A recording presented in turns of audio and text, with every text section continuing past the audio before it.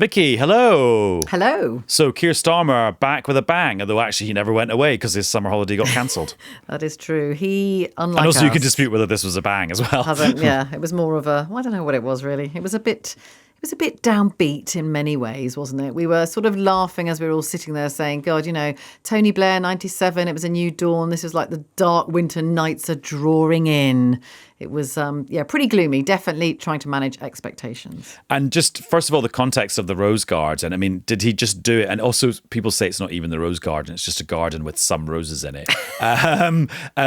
To what extent did he address why he was doing it there rather than just it was sunny? Yeah, no, he did actually deliberately point across and saying, we're sitting here. And also the other interesting thing, there were members of the public. Now, they were hand-picked. They were people he'd met on the campaign trail. So they were sitting in the audience. So, he got a round of applause, which, of course, he doesn't get when it's just us journalists sitting there. Clever event management. So at one point he did point to that kind of, if you remember those photos of lockdown and Dominic Cummings and the Prime Minister at the time, who was, of course, Boris Johnson, sitting there, wine and cheese, when we were all being told we couldn't meet up.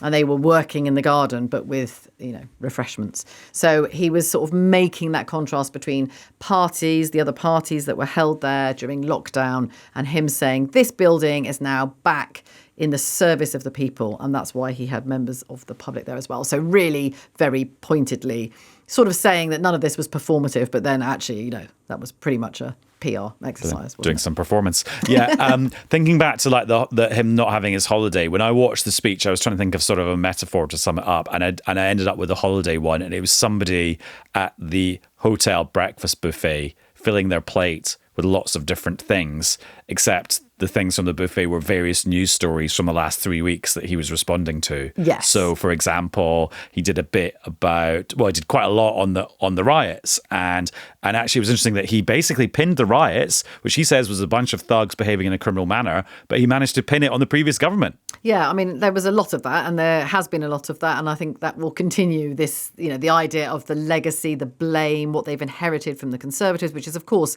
is very much disputed by those Conservatives. And yes, on the riots, he sort of talked about that problem, didn't really talk about how you do stop that happening again, but a lot of talk about prison places, actually. And I think they see that very much as a sort of a real sort of concrete example, if you like, of where the previous government in their eyes has failed because they didn't build enough prisons. And that meant that when these riots happened, he and other ministers were having to look very carefully at how many prison places there were in order to lock up the rioters. So, he wanted to use that as a very clear example of coming into power and immediately facing this emergency situation and how what had previously happened fed into that. And he was also saying that some of the rioters will have made a calculation based on that situation that they could go out, commit some disorder, and they either wouldn't be prosecuted, or if they were prosecuted, they wouldn't go to prison because prison places were so constrained. He actually explicitly said people made that calculation in their head. Yeah, I mean, that's very difficult to prove, isn't it? Whether people who, took to the streets and took those actions were actually sitting there thinking, oh, well, I'll probably get away with it. I mean, it's hard to prove that, isn't it? And I think, he was very much drawing on his experience as the former head of the Crown Prosecution Service, because he, of course, the last time the riots happened, was in that role and was very much instrumental to what was going on, and has been there before, of course, but in a different role.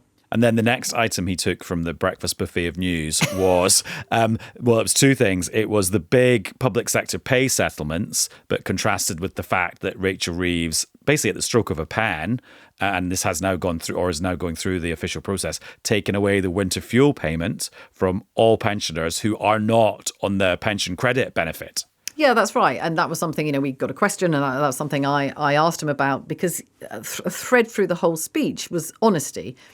And so there are some people who would feel like we had a very extensive, long election campaign where there was no mention whatsoever from Labour about taking away the winter fuel allowance from millions of pensioners. Now, again, his justification for that is that they didn't know what was coming.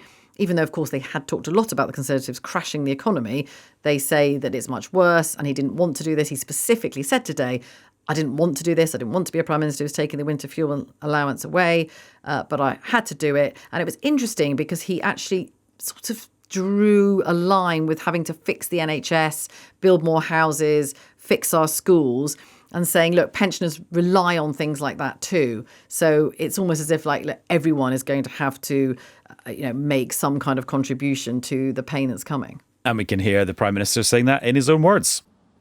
So we have made that difficult decision to mend the public finances so everyone benefits in the long term, including pensioners. Now, that is a difficult trade-off, and there will be more to come. I won't shy away from making unpopular decisions now if it's the right thing for the country in the long term. That's what a government of service means. Which brings us then on to, the little mini preview we got of the budget, which was a preview of kind of the tone of the budget. It's going to be hard and there's going to be difficult choices and people will presumably have to pay more in tax, but not much detail. No, none at all. And again, I sort of said to him and asked him, well, if you want to be honest, can you at least tell us what you might be considering? Not to say what you've chosen, but they will be going through all of these things already. So he's talked about being painful, talking about the broadest shoulders, having to bear the burden, but also saying, the big asks from people. I know it's not going to be popular. So he has made pledges, of course, not to, I think the wording was not to put up taxes on workers and not to raise certain taxes like income tax, VAT. But that does leave a lot of other things. So it leaves capital gains tax, it leaves pension tax relief potentially, it leaves inheritance tax.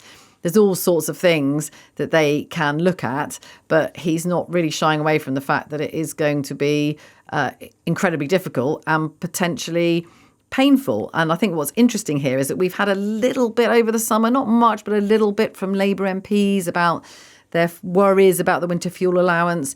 And there is got to be a big question about, can his MPs take the heat? They've been out of power for a long time.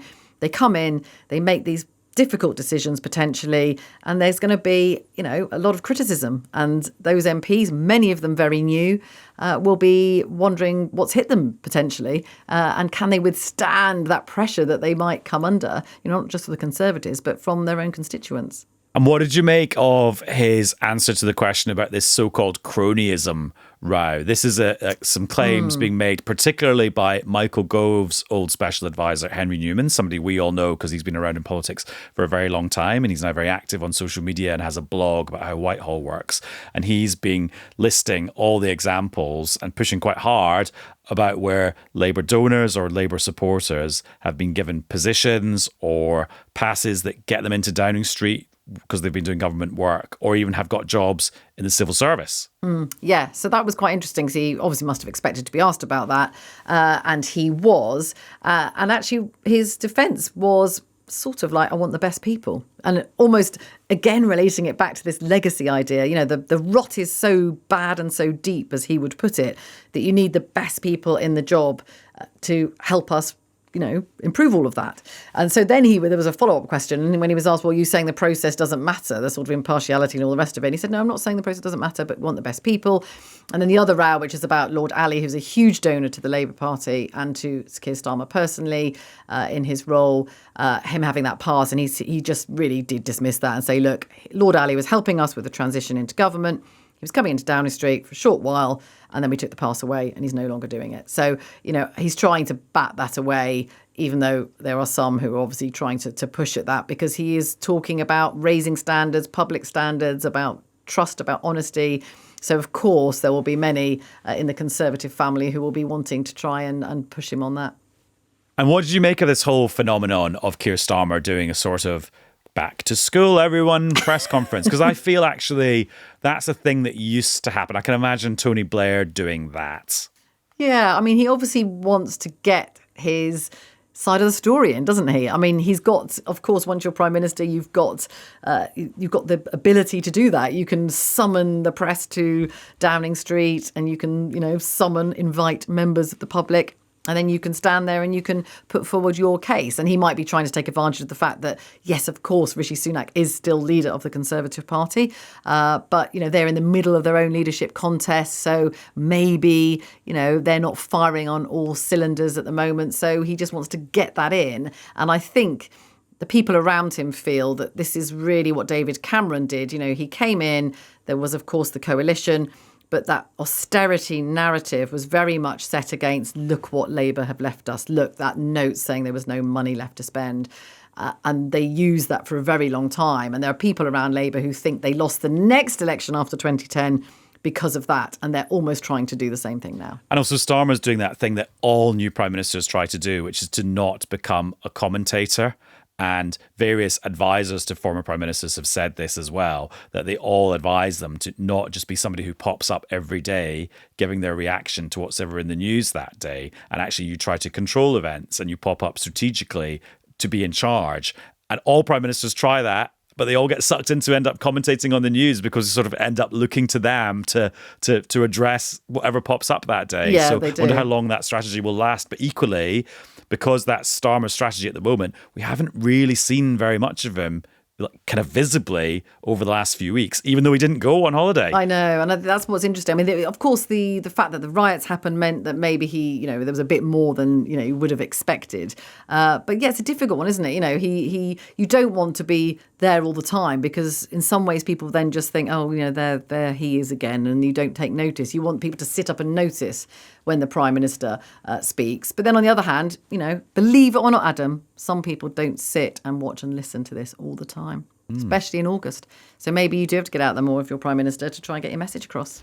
Also, talking about people who have not been very visible, I just hadn't seen or heard of Rishi Sunak for ages. And then I was on Instagram and he posted some pictures of being at the country show in his constituency. And then his wife posted a picture of them and their two daughters going for a walk in what looked like, I don't know, Spain or California. It did not look like Yorkshire. And it, with the cap, and her caption said something like, "Really nice to get family time back." And you're like, oh, that just is a reminder of what a toll that job takes. I think he was spotted in California at one point over the holiday, wasn't he? But, I think some people are surprised that he's, has decided or agreed to stay in the job for as long as he has, because he's going to be there, isn't he, until the end of October. So maybe a holiday now and again is no bad thing. And he is still doing the job, because if you then close down Instagram and go on X, formerly known as Twitter, there's a classic Rishi Sunak opposition leader tweet saying Keir Starmer's speech today was the clearest indication of what Labour has been planning to do all along, raise your taxes. Yes, so I think that is definitely going to be the fight back from them, which is that Labour are always going to do this. We always know they do this. They always put up taxes, and they are just using other things as an excuse to do what they wanted to do anyway. So that will definitely be the line from all the Tory leadership candidates, I'm sure. Vicky, thank you very much for that jog around the Downing Street garden. Thank you very much. Newscast from the BBC.